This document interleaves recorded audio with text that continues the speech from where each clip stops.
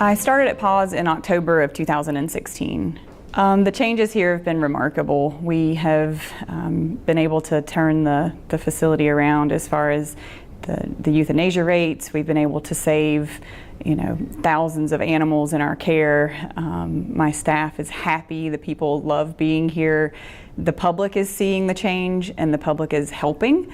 They're coming in more to foster and to adopt. They're donating more than ever before. It's been a very positive experience for everyone, especially for the animals here in Anderson County. Absolutely, the community was key to taking this on and to changing everything that we've done. When we get full, we come up with cute promotional ideas and invite the public in and beg them to adopt. And every time we've done that, they've stepped up and they've come out and they've had fun doing so. And they enjoy giving us updates on how great their animals are doing now and what a wonderful part of the family they've become. Since October, we changed some of the ordinances that allow us to do a community cat program, which allows these cats to be altered, vaccinated for rabies, and then returned to their outdoor home. It's been working really well for us. There are always some people that are not going to necessarily agree with it, but I think those people don't understand the sheer number of cats that are in our community. They're much like squirrels or other wildlife. So, the ones that we're seeing are the very few that we're actually trapping and then altering. So and those are generally the ones that people have tamed and someone in the neighborhood is feeding and they're repopulating, and so people are upset because there are so many cats in one particular area. And so it's been great to be able to go out to those homes. I have some staff that can do that as well and educate these people, also help get those cats altered so that they stop that cycle of reproduction. We've been doing tons of surgeries now. Our adoption program is much more open. We treat pit bull dogs and pitty types just like every other dog because that's all that they are. And so they are now adopted out as well. We've put some great rescue programs into place. We've made really great contacts with groups out of New Jersey and out of Vermont, and even our local rescue groups have really stepped up. And when we need them to come and help us and take on injured animals and animals that have been hurt, they're able to do so, and it's been a great community effort by everyone. So we take in all of the animals for the county, and through animal control they bring in strays or injured animals, and then we also take in owner surrenders. We do that by appointment now, so you need to call in advance. That's on Tuesdays and Thursdays. The animals come in, they are evaluated, they are microchipped, vaccinated, treated for fleas, dewormed as well, and then they are put on the adoption floor. They're spayed or neutered before they are adopted. That's the key part. We do microchipping for the public for $10. Anytime that we're open, you can have your animal microchipped. That's really important to make sure that your animal doesn't get lost or can be reunited with you if it is lost. So those are some of the basic services. I think it's surprising to know how many animals we deal with every year.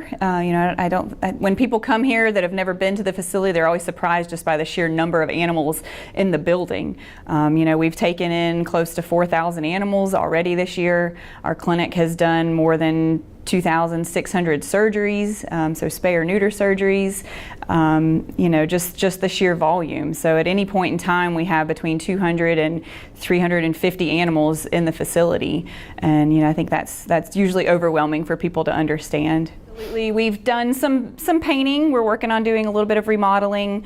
We've been able to open up rooms that used to be cat rooms for our volunteers. We have been able to implement a volunteer coordinator program, so that we're really trying to get those programs up and running now, is to start with our volunteers and our foster homes.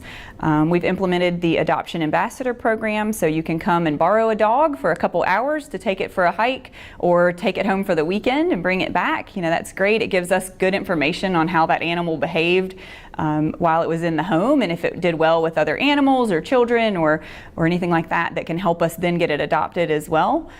So those are some of the changes. Our next big plan is to really work on our dog park and make it where it's a very friendly area for our dogs, and hopefully be able to implement some sort of dogs playing, so that we can get play groups outside to get these dogs better mental and physical stimulation as well. Volunteers are crucial. You know, we only have so many staff members, and volunteers are creative and they are hardworking, and they see a lot of things that we may not see on a day-to-day basis, or things that we just overlook on a day-to-day basis. And so volunteers are absolutely crucial for helping our staff, for helping our dogs, for socializing our cats or some of our little hissy kittens. So they've absolutely been crucial to this program. Just come on down. If you want to volunteer, you can come on down, fill out an application. You know, we're hoping to get a good solid program underway. Right now we have a part-time employee that has taken that on, but it's not very difficult. You know, if you want to play with the dogs, you can do so. If you want to play with the cats, if you don't want to do either of those, there's always plenty of laundry or dishes.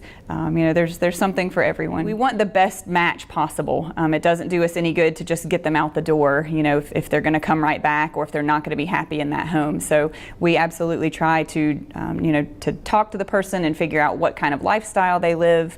You know, are they in an apartment, or are they very active? And then try to pair them up with the best possible pet for that particular situation. And then our counselors will walk with them, and then we have staff stationed in the back now as well throughout the day to be able to help them answer any questions or take the dogs outside, and then try to make sure that they're, you know, finding the appropriate animal.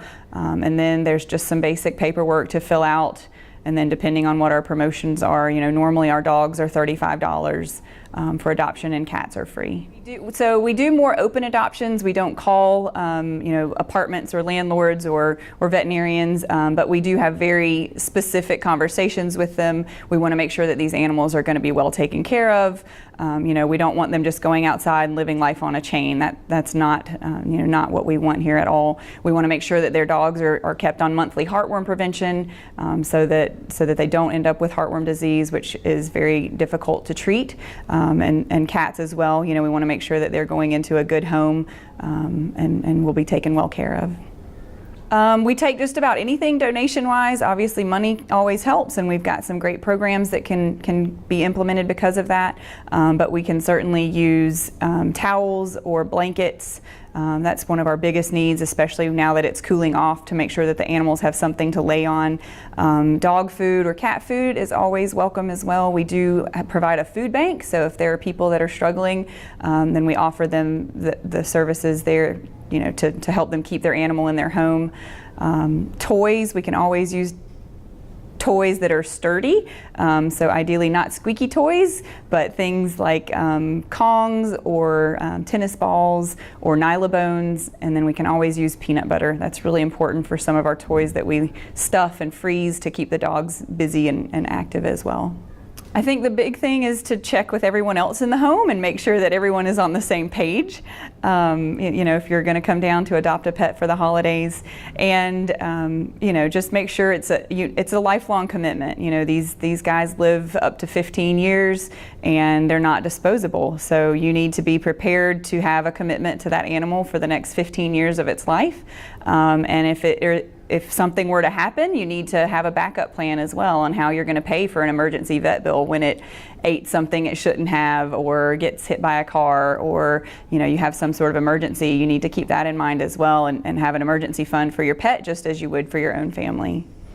Benefits of having a pet. I couldn't imagine not having a pet to come home to every day. There's no greater friendship and no greater love than when you walk in the door and that dog or cat runs up and greets you.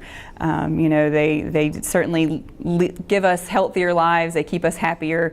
They keep us moving. So science has certainly proven the benefits of having a pet will help you live a happier, healthier life, and I think that's something we all want.